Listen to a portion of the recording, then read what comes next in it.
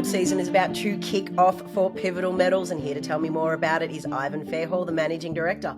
Ivan, it's great to have you back on. How are you? I'm excellent, Shay. I'm excellent. I did say that the field season is about to kick off, and I know that you're on the hunt for copper and gold in the Belterre region. Mate, what does this field season look like? Look, things are really ramping up at the Belterre. We've got field teams mobilising. We've got geophysical surveys about to kick off. We've got the team out on site, grooming up new targets to continue to build that pipeline, and we're really ultimately getting prepared for our drilling program, which is kicking off late in the quarter.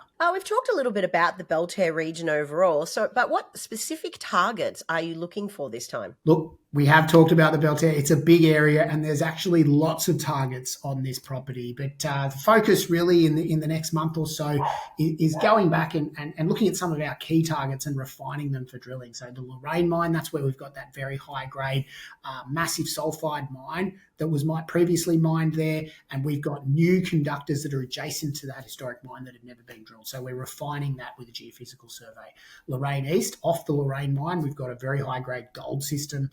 We're doing an IP survey there to better understand that and really get that project ready for drilling as well. And then, of course, there's the Elotta deposit, which is down at the Midram project. That is something that people are very excited about. We've got a fantastic conductor there that sits below very high-grade mineralisation.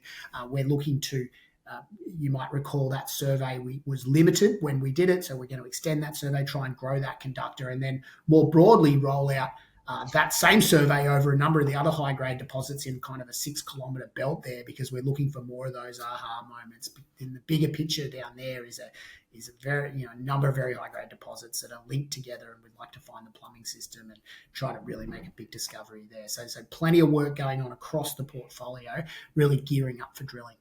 I know you recently completed a $5.4 million financing, but what other sort of news worthy items can investors keep their eye out on over the next couple of weeks? That's right. Look, it was a strongly supported financing. We've got really important new institutional and strategic investors, and it's a real endorsement of the projects, well, all of our projects there in Quebec, and the long-term value creation. These are long-term guys, and so they're motivated to see us really deliver across our portfolio. And in the short term, we've got, as I mentioned, geophysics, new target development, drilling, really important. And then at Horden Lake, we're doing de-risking steps, optimising that project, because we've already got a very substantial project there and a lot more room to grow. And so plenty of work to do on that project. And we're excited to be really post that financing, gearing up our work and getting the news flow really cranky. Ivan, it was a pleasure speaking with you. I look forward to our next catch up. Thanks, Shay.